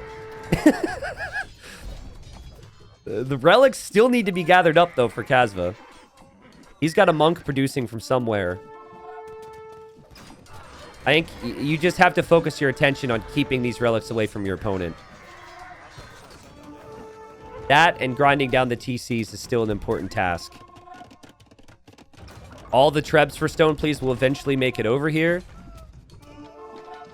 What can Kasva do, guys? What can Kasva do? Well, he still has to wait until all the gold is gone. Which still hasn't happened yet. And then, you hope that it's enough. But now 99 on food for StonePlease. So, even more gold trickle coming in from those farms. Let's actually see, what's the difference in gold res collected? It's not actually as significant as you might think. But I think Kasva mines more golds, naturally. Hussars found raids in the back. Not for the first time, but this is pretty significant because Kasva's not close with the full group. But Kasva will lose Vils. Over here, just like every other time, the raid won't accomplish much. The castles for StonePlease are perfect. Ooh, and StonePlease will take down this barracks, which means no sneaky raids from Kasva. I think Kasva got 2 of those relics somehow. But still, that's only 2 compared to 5. And StonePlease is starting to push another castle now. StonePlease is starting to take down these walls. StonePlease has a crazy unit queue as well. 40 Hussars in queue. So, and his production buildings are fantastic. He probably needs a few more at this stage once he starts to bank up wood, but 10 of each is awesome. More raids. More raids. Even just finding skirms in the back is great. There's actually villagers here. Yeah, Kasva's maybe has one more attempt. There he goes with the relics. Meepo says somehow he got them with monks. Yes, I'm aware that monks can pick up relics, Meepo. I'm saying somehow because the entire front of his base is caved in and there's a massive army here all the time. And the relics are right there. Sorry to sass you back, but like... I know how relics get picked up, bro. I just kind of expected the monks not to be able to get there. But hey, that monk finally dies. He did his job. And continue to wait. for Kasva to be killed. There really haven't been as many two-handed swordsmen as I was expecting from Kasva. He's starting to bank some food now, so maybe he could try that in a last moment of desperation. He actually has a ram here to go for the Bombard Tower of all things. And he is slowly pushing back through the middle. Hand cannon count is pretty low for StonePlease. He took down the castle. Kasva's got another monk on the way. In case you guys weren't aware, the unit that comes out of this monastery could pick up relics. It's pretty cool. Raid did happen over on the left as well on the woodline, so StonePlease noticed that. And he will be able to raid through this opening in a moment as well. I don't know, guys. I think the underdog StonePlease is about to do it. And for those that missed it, because we have a lot more people here, he was ahead in game number 1. He will look back at game number 1 and feel like he could have done it. This could have been a 3-0. 3-0s are what you need to avoid if you want to stay alive in TTL and the Relic Heist. The Relic Heist will be 6-3 relics. Plus the Burgundian Vineyard farms. Plus the TCs are going down for Kasva. So there's no easy way to reboom after losing Vills. Kasva will never call it. I would never call it if I have 180 pop. No freaking way, dude. No freaking way. You'll resign once your pop is down to 110, 120, but obviously it's not looking good. You're still hoping that queuing up a bunch of swordsmen could lead to a full clear and that it becomes difficult for your opponent to make the siege again. But StonePlease has played this great. Early Imp was kind of the most difficult moment. And this guy's got talent. Not every day that you see someone have the results that he did in how competitive Titans League Silver was, then come into Gold and beat someone who was not only in Gold before, but Kasva survived in Gold. This, you know, he got like 6 or 7 wins the previous year and is more established amongst the top players. But StonePlease is kind of new on the block, you know? And I expect big things from him. He will lose his Bombard Cannons, but Kasva taps out. He knows that that's going to be the end for him. And StonePlease opens up Titans League Gold, playing like a beast. That was great. That was really good. Honestly, it was a great game from both. I think the most important aspect of this game, as far as Kasva is concerned, was early Imp. And in early Imp, he initially made progress, and then he got outplayed with the Bombard Cannons, it felt like. It was Bombard Cannon skirms almost from both, and Kasva kind of struggled there. Now, the walls were amazing. That was a great play from Kasva. And the stubbornness to stay alive when I thought he would be completely toast was incredible. I thought this game would have ended over 30 minutes ago. The forward base on the left side certainly gave him an advantage, but I think the amount of relics that StonePlease ended up getting, which was more, his Civ bonuses, which paid off big time with the Burgundian Vineyards and all that, was just enough to get the edge there. But really just came down to the middle of the map, in my opinion. Much easier to raid the opponent if you have that. But StonePlease, how many hand cannons did he produce this game? He only produced 69 hand cannons. See, remember he had that group of 8? Every time I check, it was 10 more kills on that group. That's crazy value. So 69 hand cannons created. That's it. And then the rest was Hussar, the rest was skirms. Now, the Bombard Cannon number was probably quite high. That would probably the 4th most created unit. But that was maybe in the 20s. And then I guess for Kasva, the mix of halbs, karambits, and skirms weren't enough. Force Levy's really tricky. Even though you get food-only two-handed swordsmen, it's still not great to send two-handed swordsmen into hand cannons. So, and all of those units that he's producing cost food. So it's so tough to create every single one simultaneously. You kind of have to pick and choose. So, well played. This was the first series in that group, but I feel like we should probably just remind everybody and look at the group again. StonePlease gets 2 wins. He gets $40 for the 2 wins. The Kasva gets 20, as it's $20 per win. And this is what their group looks like. Titans League Gold officially started today, folks. And the group we're talking about is here in Group D. It's a tough group. That's a really good group. The two promoted players from Silver are StonePlease and Lewis, and StonePlease just beat Kasva. And then we'll have Say My Name, Lix, Lewis, and Ganji playing shortly. Everybody should be playing their first rounds this week, so there'll be sets happening all the time. But if you're first place, you get auto promotion to Platinum for the next season, and you also get, like, how much money? It's like $800, okay? If you're second place, you play a third place player from another group in a playoff to make it to Platinum. If you're third place, you play a second place player. If you're fourth place, you stay alive. If you're fifth and sixth place, you're out. You get relegated back down to Silver. The next season, you have to qualify through Silver again, which is easier said than done with the quality of players that we have. So, who'd you say is going to be bottom 2 in Group D, chat? Let's offend some people. There's some players watching right now. Let's not offend some people. Let's motivate some people. Who do you think are bottom 2 in Group D? Because that's tough.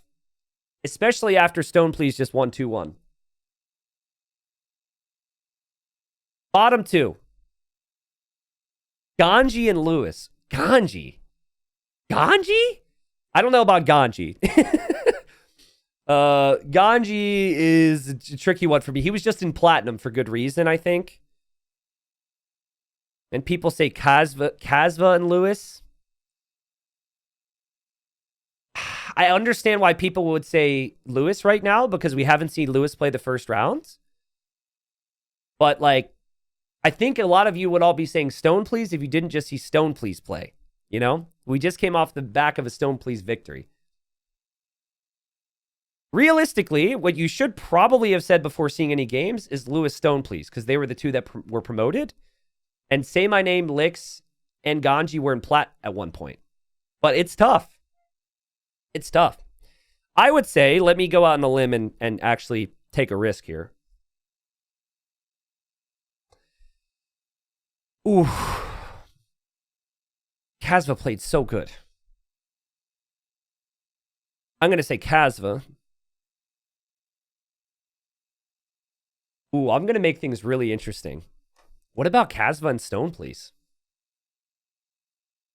Lewis slides into fourth. You have Ganji, Lix, Say My Name, top 3. Maybe that could be it. I don't know. We'll see. Players have to be consistent, but probably very wrong. So there's Group C for those that didn't see it. Group C, I said before, is like maybe the strongest group in gold, but I don't know. Every player's insane. Then we've got Group A, where it's Slam, Sobek, and Vivi. Those are probably the top 3. And then the 3 promoted players up to gold was Deeker, Lucho, Overtaken. Overtaken, though, is like, he's got, in the first season of gold, he got 7 wins and still got relegated. Second season of gold, 6 wins and still got relegated. Third season of gold, 7 wins and still got relegated. Like, Overtaken, he's not getting relegated this time. That's my feeling. He's been so unlucky, and he's always been really solid. He's qualified every time. I think maybe Deeker and Lucho are really the 2 that would be bottom 2 there. Though they have the talents. And then earlier today, we saw Draken beat Wide. Wide should have maybe won that 2-1. It was a really good series. And then Miguel, I'm uncertain on. Mihai, I think, is the favorite to win the group. And then Prisma, Rapard are really solid players who could do things, but we'll see. We'll see, guys. Sets will be happening all the time. I agree with Nikov, by the way. Nikov said, wait, I missed the message already. Man, chat is active. Where was Nikov's message? Nikov, did you delete your message? Oh, Lix is so unpredictable that he may get promoted to Platinum or down to Silver Hell. That's my feeling on Lix in Group D. Because there has not been a pro player that has pissed me off as much as Lix's performance in Titans League Season 3. I was so pumped for him. He played so good in gold. He gets promoted to Plat, and then he was just based on the expectations we have for a player of his caliber. Just bad. He had like 1 win that whole season. There was 0 prep. It was clear he didn't watch a single game because some of the builds were off. So I guess we'll see what we get from Licks. Cool.